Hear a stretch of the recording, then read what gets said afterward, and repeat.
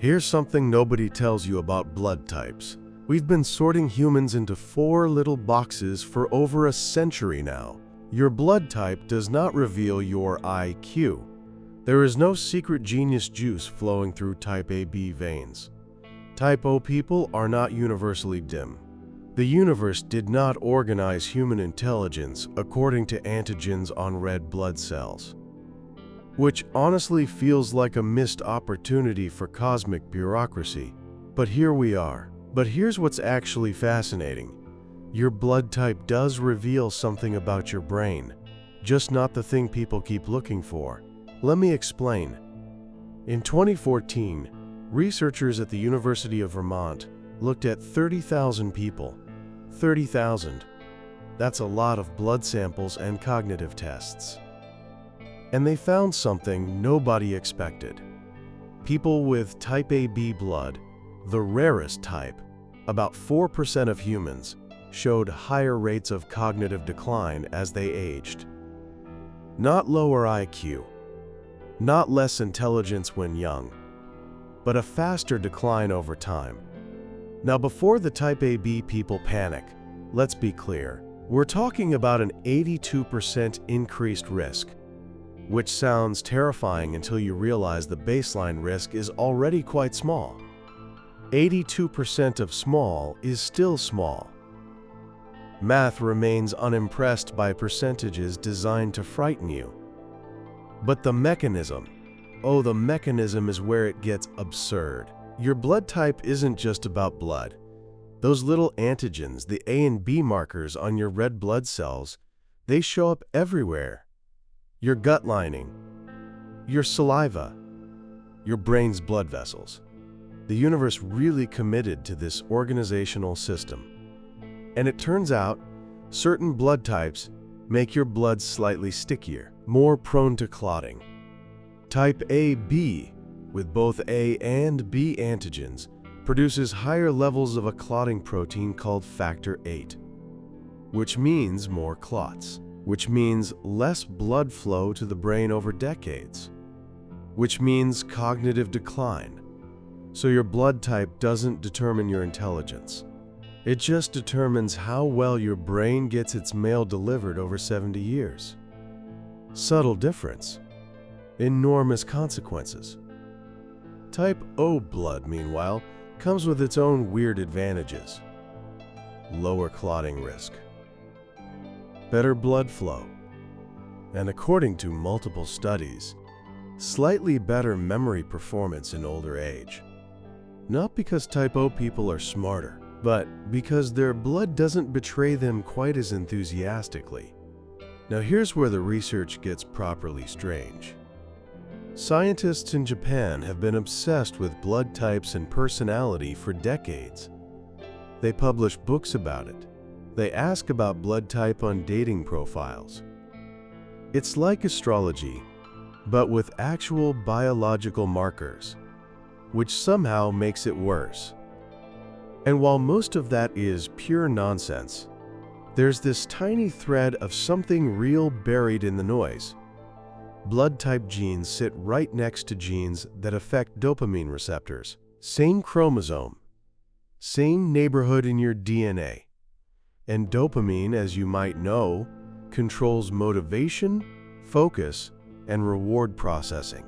All things that affect how your brain performs. So it's not that blood type determines personality or intelligence.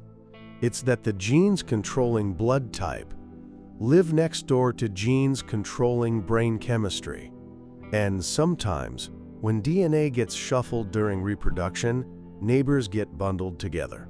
Like inheriting your blood type and your father's inability to focus at the same time, purely by genetic proximity. The universe operates on a very strange zoning system. But let's get back to what blood type actually tells us about cognition. Because the clotting story is just the beginning. Type A blood correlates with higher cortisol levels. Cortisol is your stress hormone, the thing that floods your system when your brain decides everything is terrible and urgent. And chronic high cortisol does fascinating things to memory. Specifically, it shrinks your hippocampus. That's the part of your brain responsible for forming new memories and learning new information. So, if you're type A and you feel like stress follows you around more than other people, you might be right.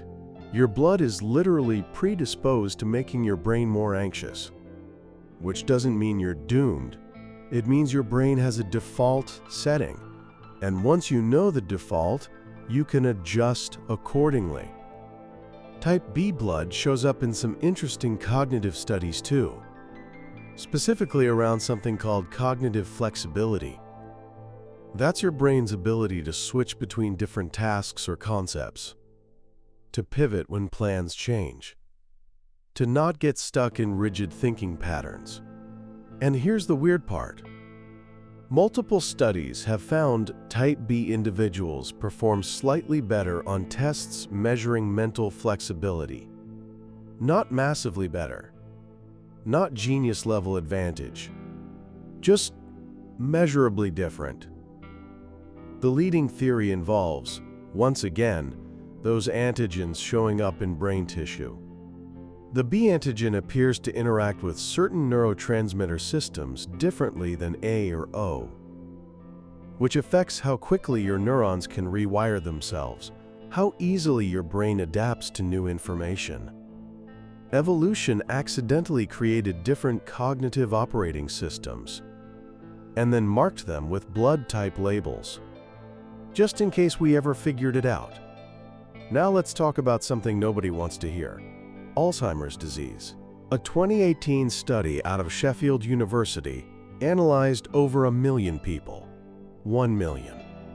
And they found that type AB blood carries the highest risk for dementia.